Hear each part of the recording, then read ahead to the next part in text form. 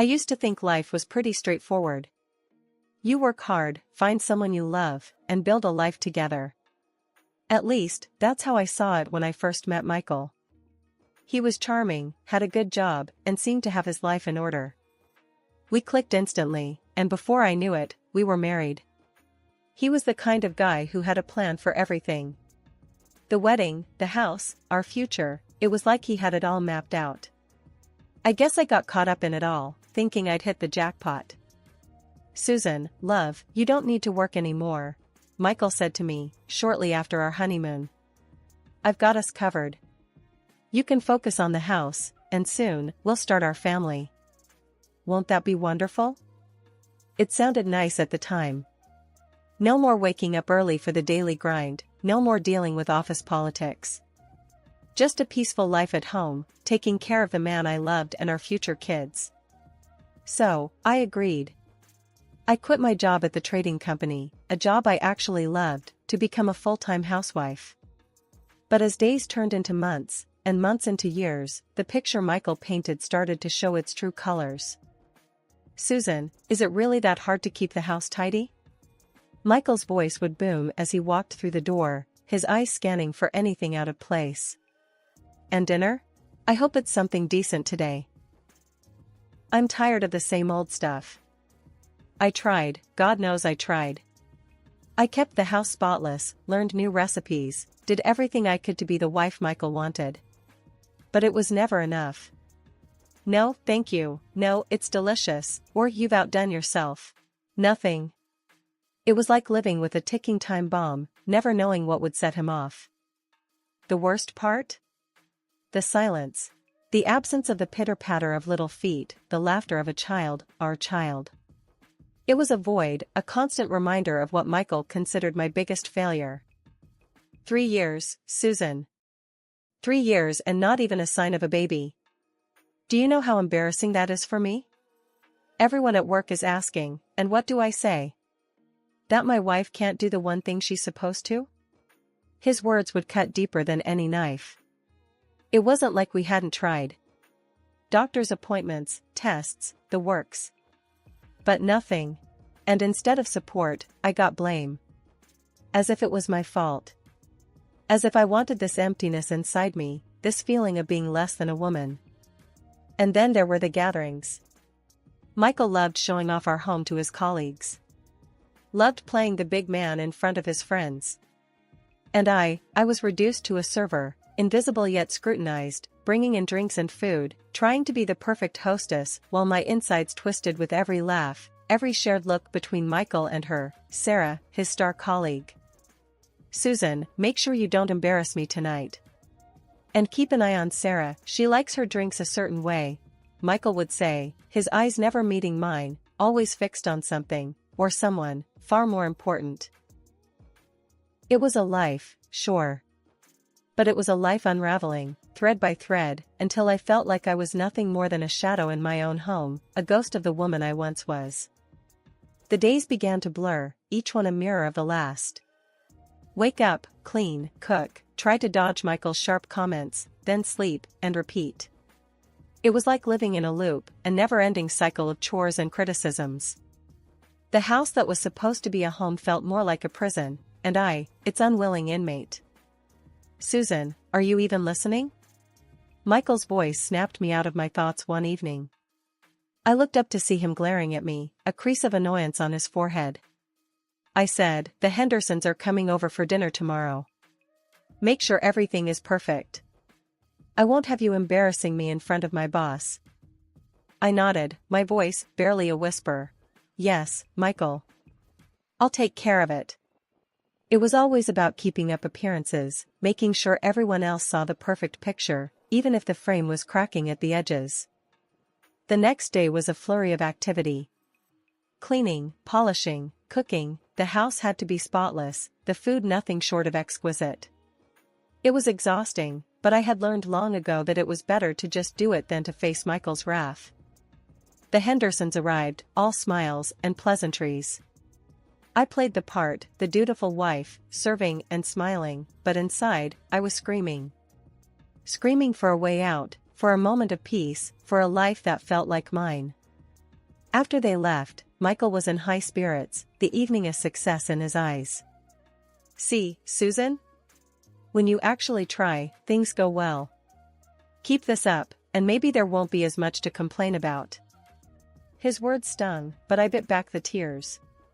Crying never helped, it only made things worse. So, I cleaned up, washing the dishes as the weight of Michael's expectations and my own helplessness settled on my shoulders like a lead cloak. The next morning, I woke up feeling off. My head was spinning, and my stomach churned. I brushed it off, thinking it was just exhaustion or maybe something I ate.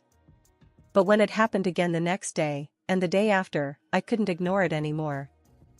"Michael, I think I need to see a doctor," I said one morning, trying to keep my voice steady.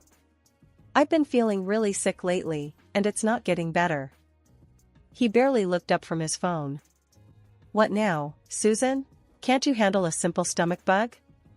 "Fine, go see a doctor if you must, but make sure it's quick. You know we have plans this weekend." The doctor's appointment was a blur. Tests were run, questions asked, and then the wait. The wait that felt like an eternity. And then, the news I never expected, the news that changed everything. "Congratulations, Mrs. Taylor, you're pregnant," the doctor said, her smile warm and genuine. Pregnant. The word echoed in my mind, a beacon of hope in the fog of my life. I was going to be a mother. A mix of joy and fear washed over me. Joy for the life growing inside me, and fear for how Michael would react. I rushed home, the news burning a hole in my pocket. "Michael," I said, bursting through the door, my heart racing. "I have something to tell you. We're going to have a baby." He looked at me, his expression unreadable. "A baby, huh?" he said, his voice flat. "Well, don't expect this to change anything, Susan. Pregnant or not, you still have your responsibilities here." His words hit me like a bucket of cold water. This was supposed to be a moment of happiness, of shared dreams coming true. Instead, it was just another cold reminder of the life I was trapped in. With the pregnancy confirmed, life took on a strange new rhythm. My body was changing, reacting in ways I had never anticipated. Morning sickness became my constant, unwelcome companion, making the already tough days feel endless. "Susan, what's wrong with you these days? You're moving like a snail," Michael barked one evening as I struggled to keep up with the household chores, my body heavy and my mind foggy from exhaustion. "I'm just tired, Michael. The doctor said it's normal during the first trimester," I replied, trying to mask the nausea that threatened to overwhelm me. "Normal? There's nothing normal about slacking off. You wanted this baby, now deal with it. But don't let this house turn into a mess," he retorted, his voice void of understanding or empathy. The harshness in his words stung, but it was nothing new. I had learned to swallow the pain, to keep my head down and carry on. But inside, a fierce protective instinct was growing. This baby, my baby, was depending on me, and I wouldn't let Michael's coldness dim the light of hope that was slowly, tentatively, beginning to grow within me. One evening, as I was setting the table for one of Michael's dinner parties, the room started spinning. The clatter of the plates and the murmur of conversation faded into a distant hum as everything went black. When I came to, I was lying on the couch, Michael standing over me, his expression a mix of annoyance and concern. "What the hell, Susan? You're making a scene in front of my guests. Get up and get yourself together," he hissed, his words laced with embarrassment rather than worry. I think I fainted," I muttered, my voice weak, my body trembling. "Fainted? Don't be dramatic. Just get up and finish dinner. And try not to embarrass me any further," he snapped, turning away to rejoin his colleagues as if nothing had happened. The following day, after another round of nausea and dizziness, I knew I couldn't ignore my body's signals any longer. "Michael, I need to see the doctor again. Something's not right," I said, my voice firmer than I felt. "Again? What now, Susan?" "You're pregnant, not incapacitated. Handle it," he replied, barely looking up from his phone. But this time I didn't back down. No, Michael. I'm going. This isn't just about me anymore. It's about our baby, and I won't take any risks, I said, the protective fire within me burning brighter, stronger. The doctor's visit confirmed my fears. You need to rest, Mrs. Taylor. Your body is telling you it's time to slow down. The stress and physical strain could be dangerous for you and the baby, the doctor warned, her words echoing my own thoughts. Armed with the doctor's advice, I returned home, ready to confront Michael, ready to fight for the well-being of our child. Michael, we need to talk. The doctor said I need to rest more, that the stress and the work around the house could be dangerous for the baby, I said, my resolve unwavering. Rest? Who's going to take care of everything then, Susan? You expect me to start doing your job now, he scoffed, his tone dismissive, his eyes cold. No, I don't expect you to do anything. But I won't risk our baby's health. I won't. I need to go to my parents, I replied, the words pouring out, fueled by a newfound strength and the fierce love for the tiny life growing inside me. The conversation was far from easy, the resistance from Michael palpable. But the faint hope that had started this journey was no longer faint. This baby, my baby, was going to have a chance at a life filled with love and warmth, no matter what it took.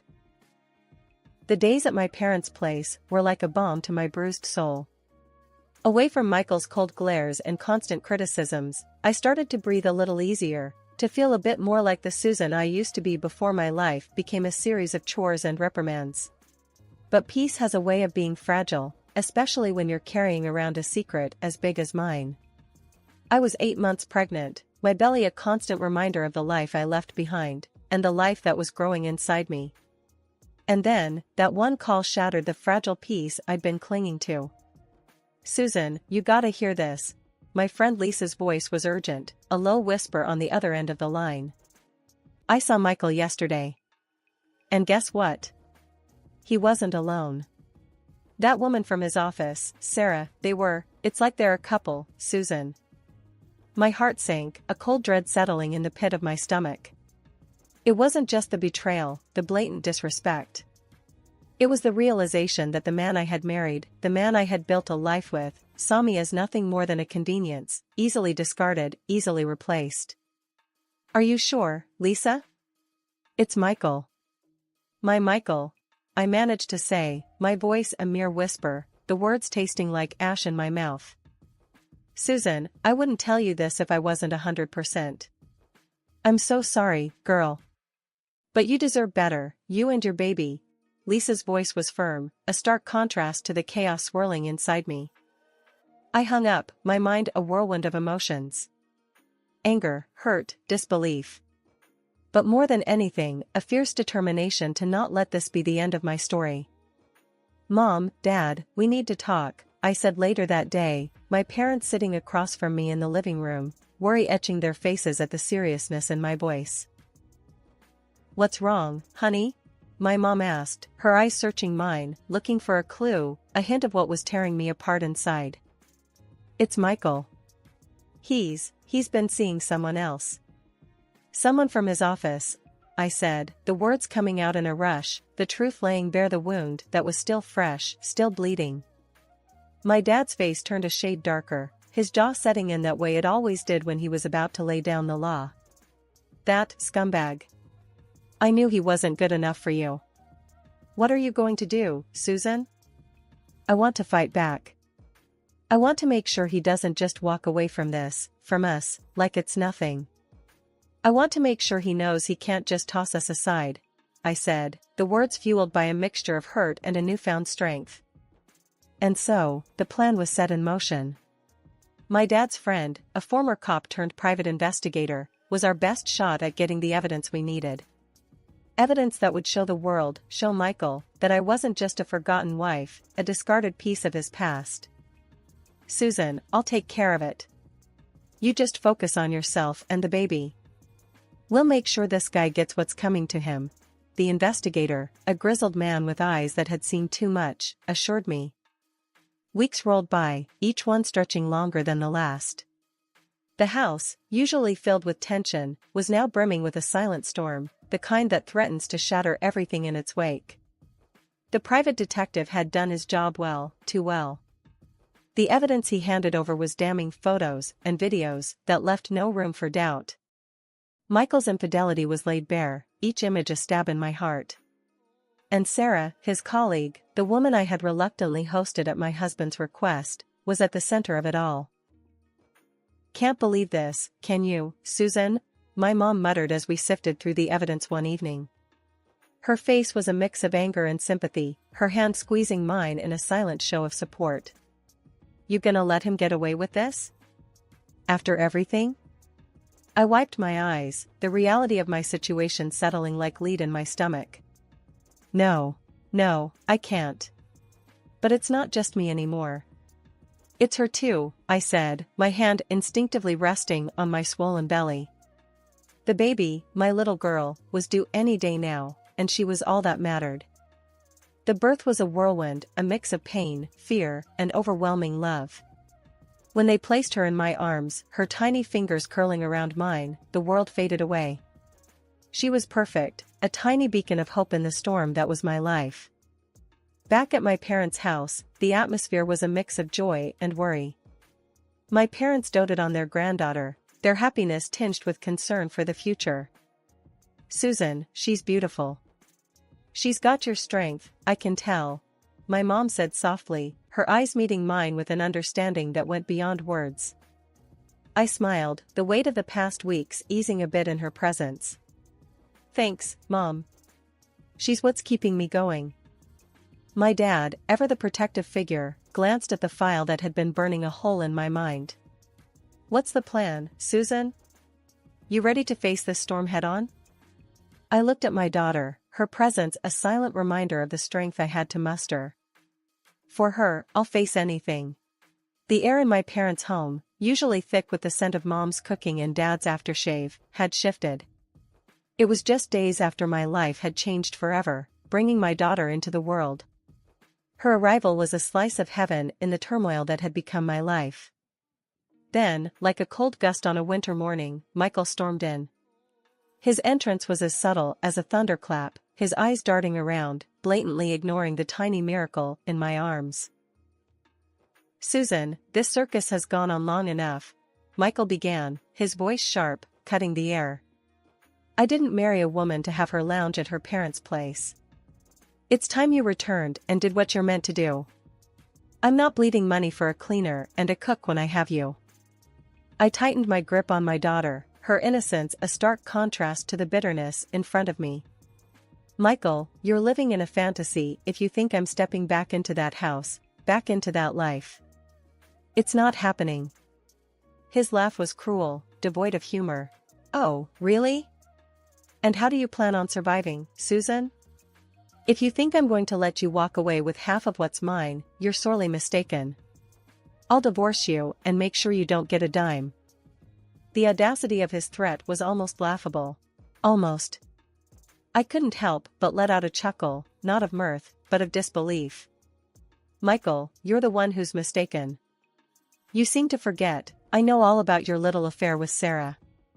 I'm the one filing for divorce. And with the evidence I have, let's just say you won't be the one calling the shots." His face drained of color, the arrogance melting into panic. "You're bluffing, Susan. You have nothing on me." That's when I decided it was time to lay my cards on the table. I pulled out the photos, the undeniable proof of his deceit. "Does this look like a bluff to you, Michael?" He lunged, desperation fueling his movements, but he was no match for my dad. Though years had passed since his days on the force, Dad's authority and strength hadn't waned a bit. He stepped between us, his presence alone enough to stop Michael in his tracks. "Michael, I think you've overstayed your welcome. Leave my house, and don't you dare come back threatening my daughter." Dad's voice was calm, but the underlying warning was clear as day. Fear flickered in Michael's eyes, a fear that confirmed he knew better than to argue. He backed away, his retreat as graceless as his entrance. The door shut behind him with a thud that seemed to echo my heartbeat. Silence enveloped the room for a moment, the tension slowly dissolving. I looked down at my daughter, her serene face oblivious to the storm that had just passed. She was my beacon, my reason to stand tall against the chaos. Weeks turned into a blur, a mix of sleepless nights and endless paperwork. My lawyer, Mr. Jenkins, was a no-nonsense guy, his office always smelling like strong coffee and determination. We were gearing up for a legal battle, and the air was thick with anticipation. "Susan, we're in for a rough ride. You sure you're up for this?" Mr. Jenkins asked as we sat in his office, papers spread out like a map of the battlefield ahead. I held my daughter close, feeling her steady breaths. "I've never been surer of anything, Mr. Jenkins. It's not just for me, it's for her too." The day we filed the lawsuit felt like stepping into a storm. The papers, heavy with the weight of my broken marriage, were now in the hands of the court. Mr. Jenkins was a force to be reckoned with, his every word in the courtroom sharp and precise. Then came the day of reckoning. The courtroom was imposing, its walls echoing the sound of justice. Michael was there, his face a mask, his lawyer whispering last-minute strategies. "Susan, you don't have to do this. We can work it out," Michael hissed as I passed him, a last-ditch attempt to sway me. I met his gaze, feeling nothing but the fire of resolve burning within me. "Work it out? That ship has sailed, Michael. See you in court." The hearing was intense, every word, every piece of evidence, a nail in the coffin of Michael's lies. Mr. Jenkins presented the photos, the videos, the undeniable truth of Michael's betrayal. Michael's lawyer tried to defend, to deflect, but the evidence was too strong, the betrayal too blatant. When the judge finally spoke, his voice was the sound of finality. "In light of the evidence presented, I rule in favor of Mrs. Susan Taylor. Divorce granted, full custody awarded, and Mr. Taylor, you are to pay $150,000 in compensation and $1,500 in alimony monthly." The gavel's bang was like a thunderclap, sealing Michael's fate, marking the end of a battle hard fought. But the storm wasn't over yet. The ripples of our legal battle spread, reaching the place where it all started, Michael's office. His superiors didn't take kindly to the scandal, the affair that had spilled into the public eye. Michael was demoted, the golden boy image he had cultivated shattered by his own actions. And Sarah, the other half of the deceit, found herself out of a job, her involvement with a married man staining her reputation beyond repair. The dawn of a new day never felt so real, so vivid. The courtroom battles were behind us, the storm had passed, and the world seemed to be opening up with possibilities. My daughter, now a constant source of joy and strength, was growing fast, her giggles filling the house that once echoed with arguments and despair. One morning, as the sun spilled its golden light through the windows, Mom walked into the kitchen, her smile as warm as the coffee she poured. "You know, Susan, seeing you and this little munchkin makes all the worries fade away. You've done well, really well." I looked up from feeding my daughter, her tiny hands grabbing at the spoon. "Thanks, Mom. It's been tough, but she makes it all worth it."